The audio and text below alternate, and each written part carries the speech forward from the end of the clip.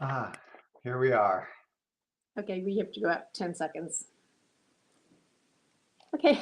Hi, everybody. I am Carol Kauffman, founder of the Institute of Coaching with Margaret Moore and Susan David. And I am here with Robert Biswas Deiner, back by popular demand, and you'll know why.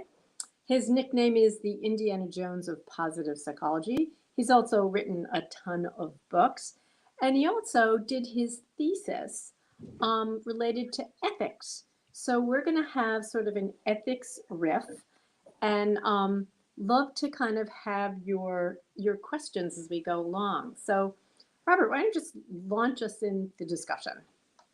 Sure. So, for those of you who were not able to attend last time, because this is a follow-up meeting, we sort of positioned coaching ethics not as a list of rules, but as guidelines to help us think through complex decisions. Yeah. Hopefully that feels refreshing and reassuring to people. It's not like, do I have to toe the line? Is someone looking over me? Do I just have to follow by the rule playbook? But instead, most coaching situations are gray areas. They're not black and white. They're difficult to think through. And we just need some guidance. We need some guidance through values, through ethical principles, and so forth. So just want to bring everyone up to speed on that. And when you think about that, Carol, I think that then everything in coaching becomes ethical. Everything from, of course, how you're interacting with your client to how you're setting your prices to Hmm. the nature of your paperwork and your contracts.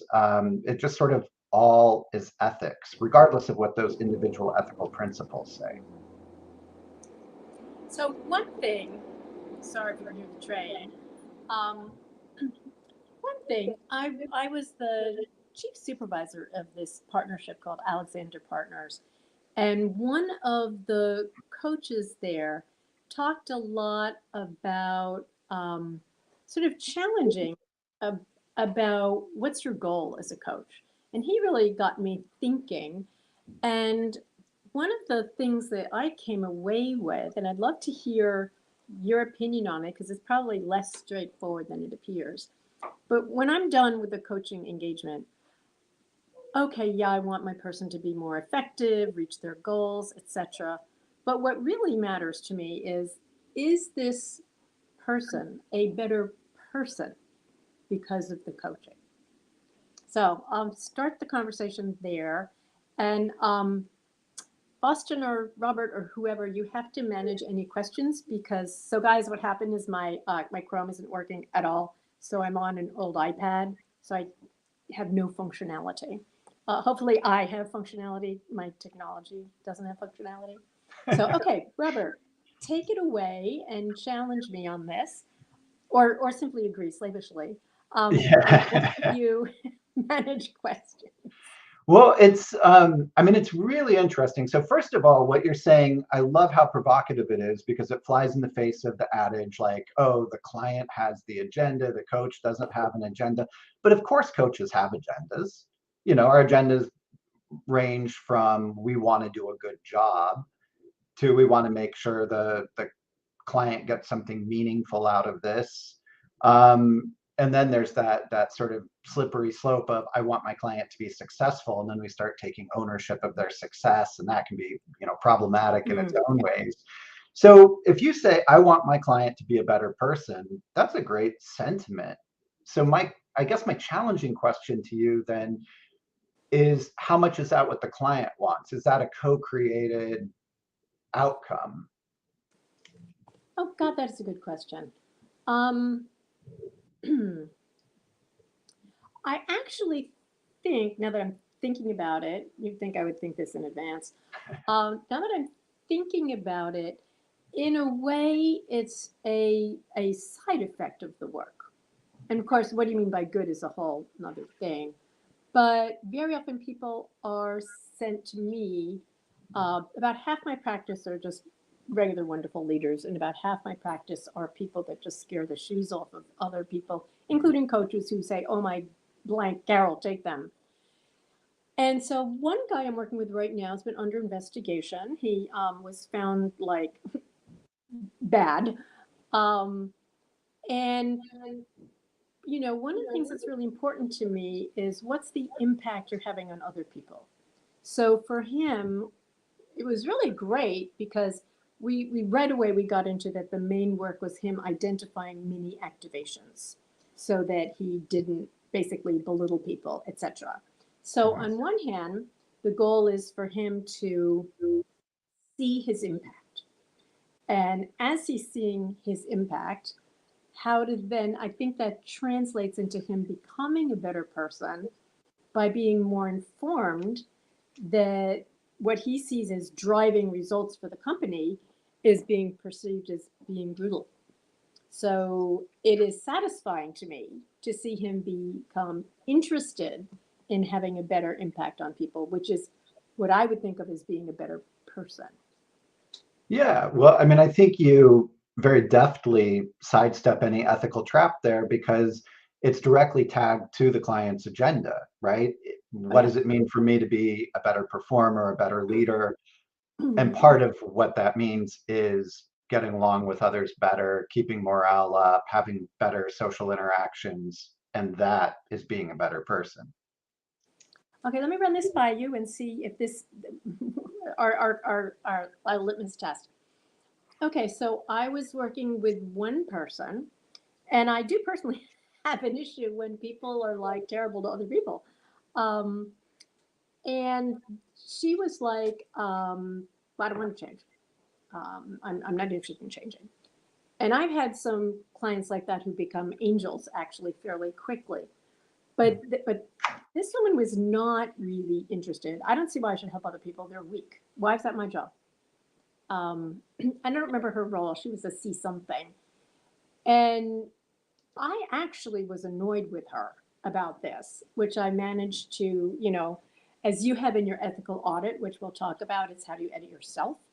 So I kind of managed my um, being somewhat offended by her comfort with not helping people because that's my own values. Okay.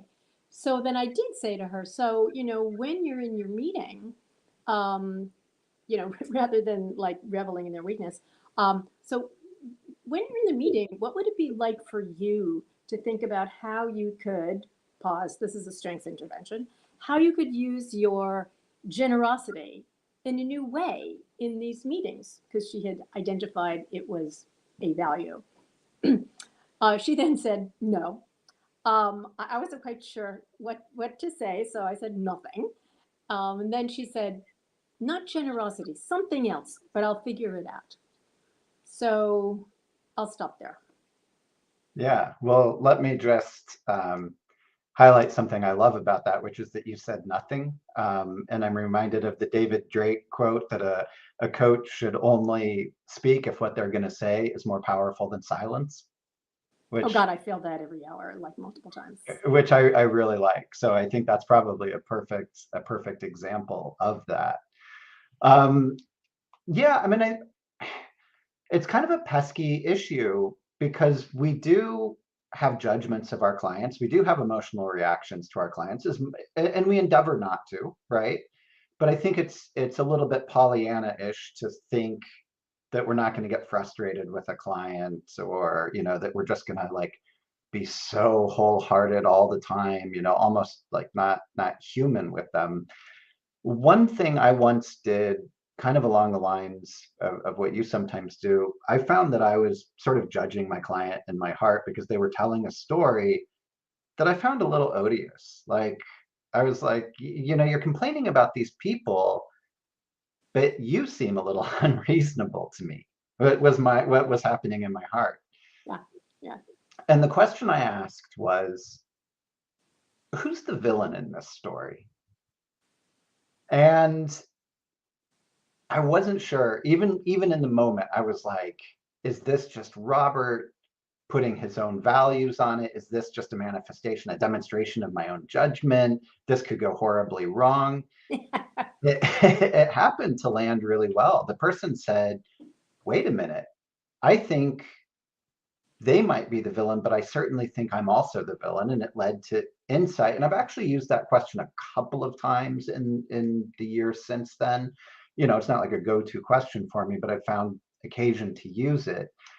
But to me, yeah, I think it's a risky question because it can cause distress, it could harm the coaching relationship. And I think those kinds of strong challenges are things that we have to think through pretty carefully.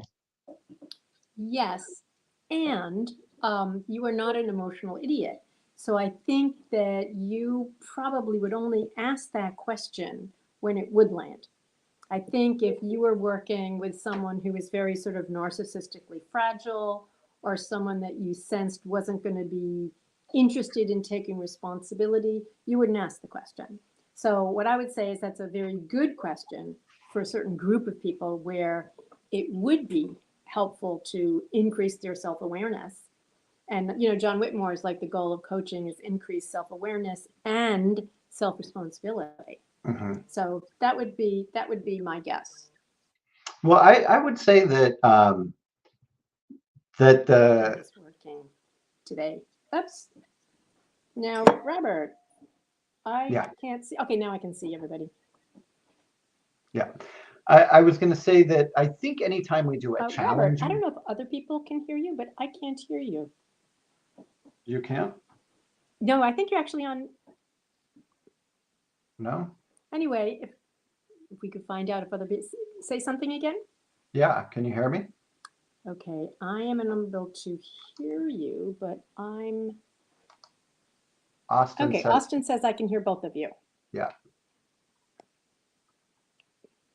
Okay, Okay. so Well, I was just going to say that that I think that anytime we do a challenge to a client, which is something we ought to be doing, Robert, I can't hear you at all.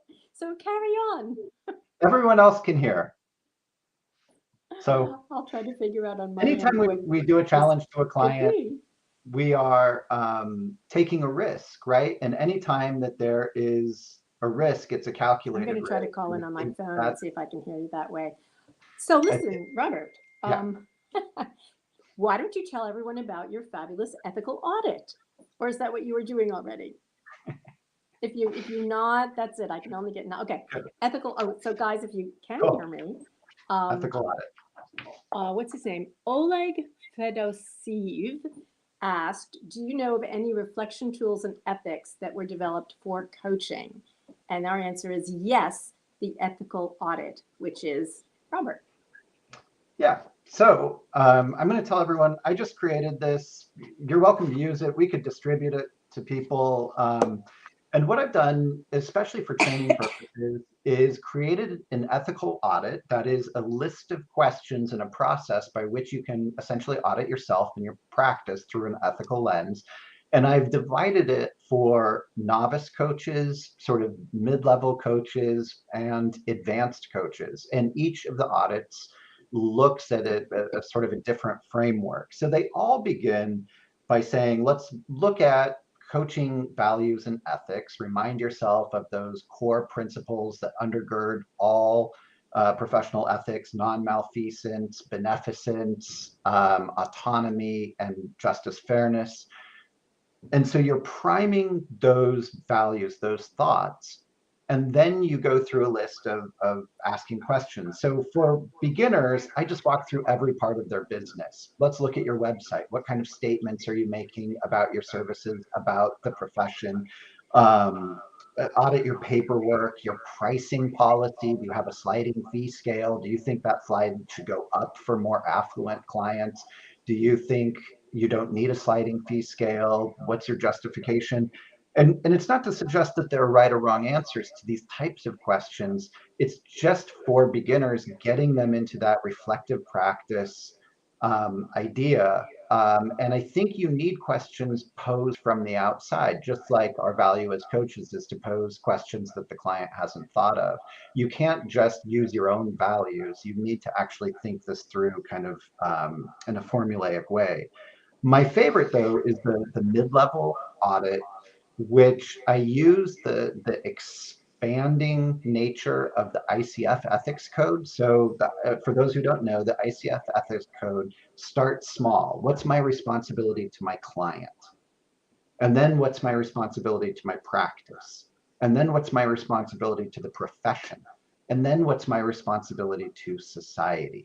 So some of the questions for your responsibility to your client would just be things like, what do I know about my client's culture and context, and how do I know it, and what assumptions do I make about that, right? How do I demonstrate respect, concern, and presence to my client? So it goes beyond the, oh, do I have coaching presence? How am I demonstrating coaching presence?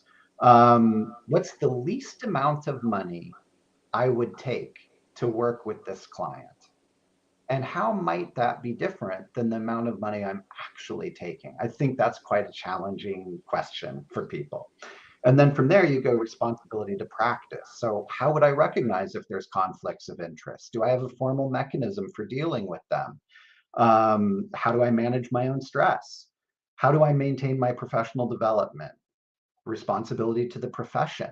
How do I reflect on coaching in general? When I make statements, how does that reflect on coaching? How does my behavior reflect on coaching? If I'm making statements about being like an evidence-based coach, what is my degree of scientific literacy? What is the credential upon which I'm making statements about science? And then in the more advanced group for your coaches with years of experience, the audit is far less robust, and it's just looking at yourself, and it's questions like, how are you a better coach this year than you were last year? Can you point to specific ways? Because what I think is the crux of the issue here is, look, we all agree that we should have ongoing professional development, right? You get continuing education. Every profession has this. Okay, that's pretty low-hanging fruit. But what does that lead to? If you're just going out and getting certificates and taking classes and enrolling in things, is it making you better? And a yes/no answer is not sufficient. How? How are you better at serving your clients this year than you were last year? And that's what I want advanced coaches to be able to articulate. And when you can articulate that, you're saying, here is how I'm staying engaged with the coaching process and developing as a professional. So those are just a few examples, and kind of the broad outline. I'd be happy to share the actual forms with people if that's a possibility. I don't know, sounds like you can hear me, Carol, so I'll come up for air and throw it back to you. I can hear a little bit, but I'm told that there is an echo. So You sound keep like you're talking, echoing. Robert, because I can't host. Okay. Well, then I'll just go back. I assume that most people here are at least mid-level. So I'll just throw out a few of these questions for people. And of course, you don't have to answer them publicly. These are for your own, just edification. How co-created are my interactions across all levels of my practice? So how co-created are my fees? Do fees need to be co-created? What about the schedule? What about my cancellation policy? How about when I expect my clients to pay? Do you pay before or after a session? If I sell a package of sessions, was that decision co-created? So just the reason why that co-creation is important isn't just because we think coaching is co-created, but because of that principle of autonomy. Does the client have some autonomy? And when you grant a client autonomy, it means they can weigh in and work with you. So if I just come to you and say, oh, you've got to buy a package of 6 sessions, well, that's a decision I've made for the client instead of something that the client had some say in. So I look at that co-creation as a cross-cutting question across every policy I have, statement I make, piece of interaction or paperwork, etc. I think that having questions or conversations with other coaches at this level is really important. So I would say, when was the last time you read the Code of Ethics? And when was the last time you had a conversation with another coach or a group of coaches about a specific ethical dilemma or issue that was unclear and about which there might not be universal agreement. And I would think that the answer to that should be pretty frequently. Like, yeah, within the last 2 months, I've had that kind of conversation. And if you're going months and months, if you're going half a year without having a single conversation about ethics, I personally think you're probably going too long. And the reason for this is because I don't think that we can just use our own values or our own subjective experience as the final arbiter of whether something is right or not. We need that external input from our colleagues to say, I a little bit disagree with that here, or maybe here's an angle you haven't thought of. So staying engaged, I think, demonstrates responsibility to practice. And the responsibility to the profession, um, how do you demonstrate or how do you frame your qualifications? I see this, just go on to LinkedIn, ask coaches, look at their websites. How are you framing your qualifications? I think I mentioned one time I saw a coach say something like, from the United States to South Africa, I have a wide range of international experience. And I knew that this coach had only worked in the United States and South Africa. But that statement to me is knowingly misleading to clients because it suggests there's a range of experience in between the US and South Africa, when really that's the full stop of their experience. So I see that there is a lot of self-promotion in coaching, right? Are you listing every little certificate, every Coursera course, everything? And why are you doing that? Are you doing that for the client's benefit? Or are you doing it to make yourself look highly competent? And I think, there's a gray area somewhere in there, and I think it's worth thinking through. And then finally, in the responsibility to society, I ask questions like, how might your coaching practice benefit society? Maybe the answer is just one person at a time. That might be a sufficient answer. But are there different ways you could do it? Is it things like I reserve a spot for a lower income client, or I use proceeds from my coaching business to donate to charity? I mean, I don't have the answer for you, but just the idea that there could be some connection with the betterment of society, I think fits hand in glove with the kind of service mentality that many of us have. Um, and then just the idea of like, how do your pricing, technology, or other policies promote inclusion? One thing that I thought was interesting that I heard recently is someone said that now that we live in a video age, we're often looking into each other's homes, and there could be an inclusion exclusion issue there, depending on the type of clientele you have, that there are certain people that might find that invasive, certain people that might not want you to be able to see their home, certain people, so just thinking about that, and maybe even having that conversation, if appropriate, with your client. So those types of questions, I think, keep you on your toes in terms of, am I doing responsible practice? So, Robert, can you hear me? Yeah. And do I have a terrible echo? No, you sound like your wonderful self. Good, I have an echo over here. Um, Two things. One, I really like to think about the background, etc. So, but the ethical kind of thing I wanted to think about is ego.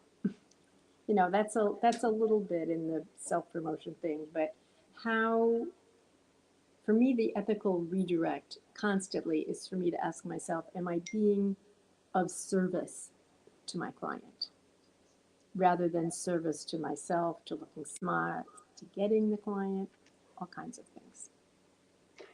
I think that's great. And I would say that applies to me, to you, to absolutely everyone on this call. There is something about being good at your job and about helping people and knowing I can ask a great question and I really see people grow, that you sometimes do take some pride in, right? Some satisfaction with a job well done, of course. But too much of that, and you start thinking like, I'm I'm amazing in kind of a minor way. I really help people pretty consistently. I'm really good at this. And there is sort of a, a balancing act between feeling confident, which I think benefits clients, and feeling arrogant, which benefits no one, really. And so how do you then keep that in check? So, One of the things I find really important is, so a lot of us, we have a tremendously positive impact on incredibly powerful people. And and then these people see us as bigger than we actually are. And it's really our ethical responsibility to not drink our own Kool-Aid, but to really realize sometimes people need to see you as bigger than you are because that makes them feel safer or less alone when it's a major CEO. So just sort of that, the whole idea of not absorbing it when people sort of look up to you or see you as bigger than you are, but then also not feeling sort of bad about it. They right. might need it. It's sort of like accepting it as a service to them. Yeah, I think that's great. Accepting it without guilt, but not inflating it is kind of nice. I would also add, as a coach trainer, that it's easy for, novice coaches to come in and kind of get starry-eyed and say, wow, you're doing these demonstrations and you seem really competent. But, of course, like we're all pretty competent at this. Um, so one of the things I do, the ICF requires that people get 10 hours of mentor coaching to get certified. And I won't offer more than 7 because I want to force them out and not have it be the Robert show. I want them to do at least 3 of their hours with other people. And I say, I hope the other people disagree with me or tell you I'm doing it wrong or show you a different alternate way of doing it. Because I think that's good for you to kind of wrestle through like, oh, there's different ways of doing it. And Robert isn't the final word on it. So it's interesting. David Noble and I are writing a book out next year called Real Time Leadership. But one of the things, this was David's idea, is always asking someone when they feel very confident of their opinion to say, who would disagree with you and what would they say? That's a great one. We often do that kind of meta view of, what would X say if they could overhear how you're talking about this, or what would your future self, make of what you're saying, or whatever it is. But I really like framing it in particular as disagreement. Like what's the counter evidence, or what's the best argument against this? I'm going to start using that. Okay, so I want to ask a quick question in the 2 minutes we have left. Sarah Miller asked a really good question, and I'm sorry we didn't see it earlier.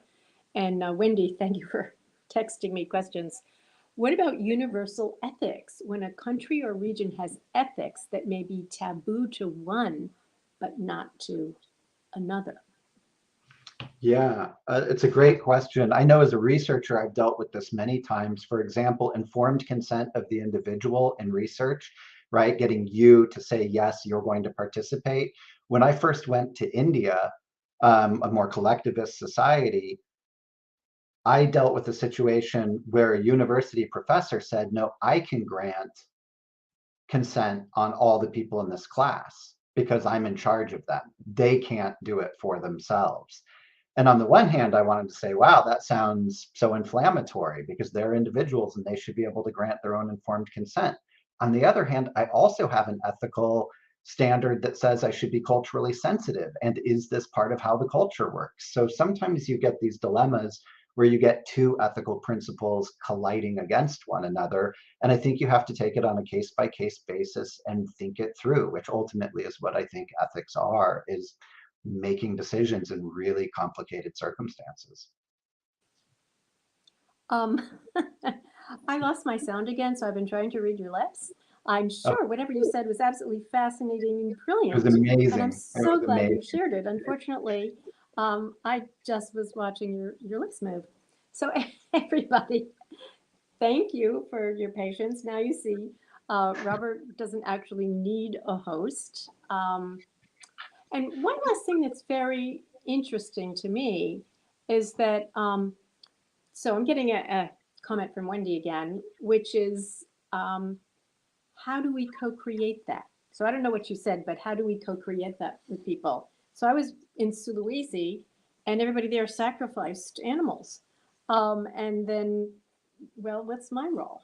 So that was my only kind of real challenging experience when I was in a culture that when somebody died, they sacrificed 50 water buffalo. Um, Turns out they use the meat as a welfare system to give to everyone. So often you don't really know what's going underneath. So I think I think we're at the end of our time. And everybody, thank you. Thank you for your patience. And I'll try to figure out what is going on with my internet that will not allow me to use Chrome or Google or anything to talk to another human. So thank you, everybody. I think we're done. Yeah, thank you, everyone.